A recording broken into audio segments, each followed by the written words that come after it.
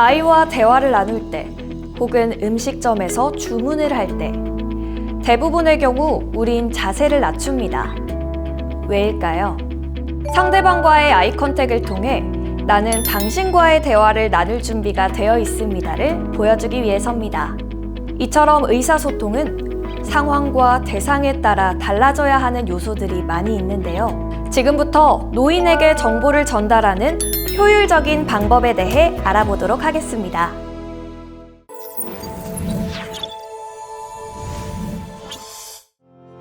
노인들을 위한 자료 작성 시 첫 번째 주의사항입니다. 바로 글자입니다. 자료는 가독성이 제일 중요한데요. 배포용 문서의 글자는 최소 12포인트를 기준으로 13에서 14포인트로 작성합니다. 노인들에게 익숙한 글씨체를 선택하고 글자에 대한 추가 강조 효과는 최소화해야 합니다. 특히 문서 안에 들어가는 글씨체는 3가지 이내로 단순화해 혼란스러움을 방지합니다. 표준어를 중심으로 노인에게 친숙한 말을 사용해야 하는데 어렵거나 생소한 용어는 설명을 추가하고 내용을 생략하거나 축약한 개조식 서술 방식은 지양해야 합니다. 또한 상황에 따라 구어체를 사용해 친근감을 주고 수동태와 같은 번역체는 되도록 사용하지 않아야 합니다. 메시지를 전달할 땐 핵심적인 내용은 맨 앞에 두고 주어와 서술어의 단문 형식으로 간결하게 전달합니다. 이해를 돕기 위한 구체적인 예시를 사용하는 것도 좋은 방법입니다. 내용을 강조하기 위해 사용하는 색은 3가지 이내로 구성하며 명도 차이를 크게 해 가독성을 높입니다. 그림이나 사진을 적절히 활용하고 표와 도식을 사용할 때는 핵심적인 내용을 중심으로 간결하게 구성합니다.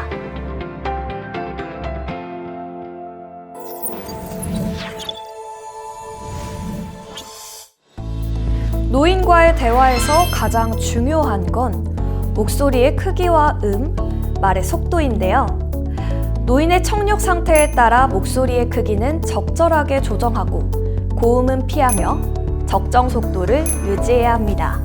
이때 발음은 명확해야 하고 부드럽고 차분한 어조와 친근한 톤으로 말해야 합니다. 이제 실제 노인 환자와 간호사의 대화를 통해 어떻게 정보를 전달하고 있는지 살펴보겠습니다.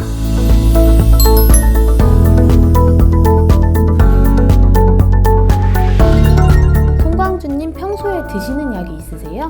혈압약, 당뇨약, 고지혈증 약약. 우리 송광주님 혈압약, 당뇨약, 고지혈증약을 드신다고 했는데 꼭 기억하셔야 하는 게 몇 가지 있어요. 드시는 약 중에서 주의하셔야 할 게 있거든요. 첫 번째로는 당뇨약인데요. 당뇨약은 검사 전날, 검사하는 날 이틀은 드시면 안 돼요. 당뇨약과 장 비우는 약을 동시에 드실 경우 간혹 저혈당에 빠질 수 있거든요. 두 번째로는 혈압약인데요. 혈압약은 평소와 같이 드시다가 아침 일찍 물 한 모금이랑 검사하는 날 드시면 되시고요. 세 번째로는 혹시 아스피린 같은 피를 묽게 하는 약을 드시나요? 그건 잘 모르겠는데 그거 먹으면 안 돼요?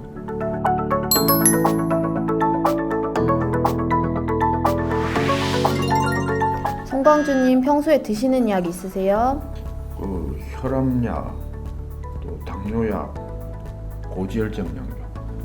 송광주님 혈압, 당뇨, 고지혈증 약을 드신다고 했는데 검사 전날에는 점심 이후로 금식하셔야 돼요. 장을 비우는 약을 계속 드시기 때문에 저혈당에 빠질 수 있어서 당뇨약은 검사 전날과 검사 당일 이틀 중단하셔야 합니다. 혈압약은 잠깐만요. 그럼 좀 말 천천히 해줘요. 무슨 소리인지 모르겠어요. 혈압약은 검사 당일 병원 방문 전 아침 일찍 물 한 모금과 복용하시면 되고요. 고지혈증 약에 혹시 아스피린이나 혈전용해제 같은 피 묽게 하는 약이 들어있나요? 그건 잘 모르겠고요. 먹으면 안 돼요? 대화 시 노인이 의사소통에 적극적으로 참여할 수 있도록 유도해야 하는데요. 격려는 물론 노인의 말과 행동을 반복해 안정감을 주는 게 좋습니다. 중요한 내용은 자료에 표시하거나 필요하다면 적어가면서 설명을 해야 합니다. 실제 노인 환자와 간호사의 대화를 통해 어떻게 정보를 전달하고 있는지 이전 상황에 이어 살펴보시겠습니다. 글쎄, 그건 잘 모르겠는데 먹으면 안 돼요? 그 아스피린이랑 혈전 용해제는 피를 묽게 하는 약이에요. 그래서 검사하는 날까지 그 약을 계속 드시게 되면 대장 내시경 검사 시에 발견된 용종 제거가 조금 어려울 수 있어요. 그리고 혹시 용종을 제거했다 하더라도 피가 잘 멈추지 않을 수 있거든요. 우리 환자분께서 처방받으시는 약을 저희 병원에서 처방받으시면 조회가 가능한데 혹시 어느 병원에서 처방받으세요? 개인 병원인데 아스피린이 들어있다고 하는 것 같아요. 그러면 내시경 검사 전에 우리 환자분이 다니시던 병원에 가셔서 두 가지를 꼭 미리 먼저 확인을 해주세요. 첫 번째는 아스피린을 빼고 먹어도 되는지, 두 번째는 아스피린을 빼고 먹는다면 며칠을 안 먹어도 되는지요. 이 두 가지 꼭 물어보셔야 돼요. 그 병원에서 약을 빼고 먹지 말라고 하면 어떻게 해요? 그거는 처방 의사의 소견이 가장 중요하기 때문에 혹시라도 그럴 경우에는 검사하는 날 저희에게 오셔서 꼭 알려주시면 되세요. 예, 그렇게 할게요. 자, 그러면 우리 환자분 예약증에 방금 제가 이야기 드린 거 적어두었고요. 다시 한번 확인해 보세요. 근데 지금은 괜찮은데 집에 가서 모르는 게 있으면 또 연락할게요. 네, 궁금하신 건 여기 아래 적힌 전화번호로 전화 주시면 제가 설명해 드리도록 할게요. 예, 감사합니다. 네, 감사합니다. 네.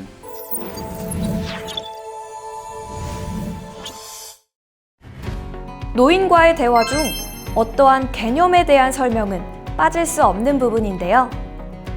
설명은 두세 개로 한정해 혼란을 방지해야 합니다. 또한 대화의 내용에 맞는 적절한 표정과 제스처를 취해 대화에 집중하고 있음을 표현해야 합니다. 노인과의 대화 시 의학적 용어나 기술적 용어의 사용은 자제해야 합니다. 하지만 MRI와 CT 같은 의학 용어여도 친숙한 용어는 사용할 수 있습니다. 그리고 짧고 간단한 단어와 문장을 사용해야 하는데 한 문장에 여러 내용을 전달하지 않도록 주의해야 합니다. 다음 상황 예시를 통해 알아보겠습니다. 그러면 약 드시는 방법 알려드릴게요. 먼저 약과 물을 섞는 방법을 알려드릴 건데요. 여기 잘 보세요. 약통 하나랑 비닐팩에 포장되어 있어요. 이 포장된 약은 총 4세트가 들어있고요.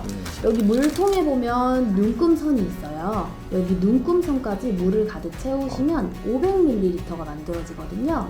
거기에다가 이 한 팩, 파란색, 노란색 약을 넣으셔서 흔들어서 섞으시면 물약이 만들어져요. 녹을 때까지 완전히 흔드시고 약은 총 4세트니까 4통을 복용하실 거고요. 약은 복용하기 직전에 만드시면 되세요.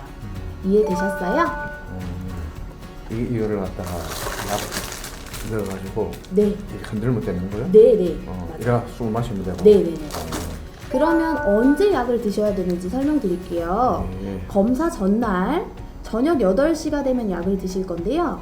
8시에서 8시 반 사이에 약을 한 통 드시고 그 다음에 8시 반에서 9시 사이에 약을 한 통 드실 거예요. 그럼 약을 지금 하나, 두 통, 총 2통 드셨잖아요. 약을 2통 드시고 난 후에 추가로 물만 한 통 더 복용하시면 되세요. 이해되세요? 예. 약 2번 먹고 네. 이 물통 하나 마시면 돼요? 네네. 맞습니다. 그래서 약 2통에 물 한 통 드시고요. 네. 검사 전날은 주무시기 전까지 과격한 운동을 하시면 안 돼요. 살살 걸어 다니는 정도로만 운동해 주시면 되시고요. 예. 이제 검사하는 날 약 드시는 방법 설명드릴게요. 예. 검사하는 날도 검사 전날이랑 똑같이 5시에서 5시 반 사이에 약 한 통, 5시 반에서 6시 사이에 약 한 통 더 추가로 드시고요. 물만 한 통 더 드시면 됩니다. 예. 그리고 마지막으로 여기 안에 보면 가속콜이라고 기포 제거제가 2팩 들어있거든요. 요거는 검사하는 날 오전 7시, 아침 7시에 2포 다 한꺼번에 드시고 오시면 되세요. 시간 맞추는 게 중요해요? 네네, 그럼요. 그거 하는 날, 네, 검사하는 날, 네네, 그거. 네. 예. 잘 알겠습니다. 네, 감사합니다. 네.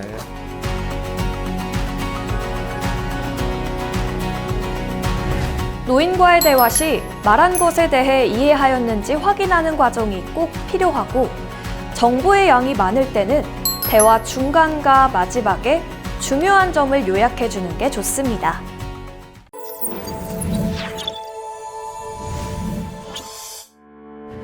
노인을 위한 영상 제작 시 성우의 톤은 밝고 부드러우면서 자신감과 활력이 넘치는 젊은 층을 연상시킬 수 있어야 합니다. 쾌활한 말하기 속도로 진행하고 밝은 배경음악과 효과음을 사용해 순간의 주목도를 높여야 합니다. 영상에서는 움직임, 색깔, 자막 등 시각적 표현이 매우 중요한데요. 먼저 전달하고자 하는 내용에 적합한 레이아웃을 구성하고 자막은 핵심 키워드로 간추려 설명하는 게 좋습니다. 글자 크기는 최소 60포인트 이상으로 설정합니다. 주목도와 전달력을 높이기 위해 색상 대비를 이용하고 챕터별로 배경 색상을 구별하는 것도 좋은 방법입니다. 또한 다양한 영상 효과를 사용해 동영상 시청의 지루함을 없애고 집중도를 높일 수 있도록 구성해야 합니다. 지금까지 노인에게 정보를 전달하는 효율적인 방법에 대해 알아보았는데요.